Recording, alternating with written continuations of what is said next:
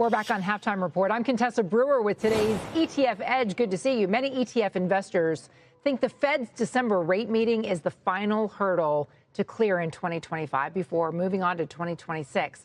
But our next guest believes in an out-of-consensus view that we're already in a new market cycle. Joining me now is John Davi, CIO at Astoria Portfolio Advisors.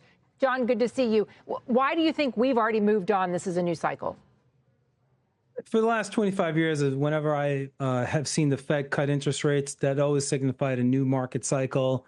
The Fed cut 4 times last year. They've cut a couple times this year. And then if you just look at actually what has worked this year, you see emerging markets up 27%, developed international markets up 27%.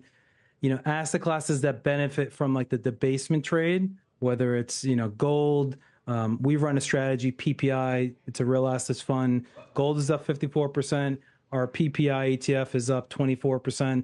And if I just look at U.S. sectors, banks, they benefit from, steeper curves, higher interest rates. They're up 19. XLI is up 17. All these different sectors and asset classes have, significantly outperformed the S&P 500. So I think the market has clearly told you that you need to evolve your portfolio. What do you think that how should investors position portfolios now, especially if they're late to the party? I don't think we're late because, for the last 5 years, it's been about one trade, Mag 7, large cap tech and growth. Nobody wanted to buy, emerging markets, developed international markets, real assets. And, we've argued for the last 4 years that we're going to be living in a structurally higher inflation world. We're still 50% above the Fed's inflation target.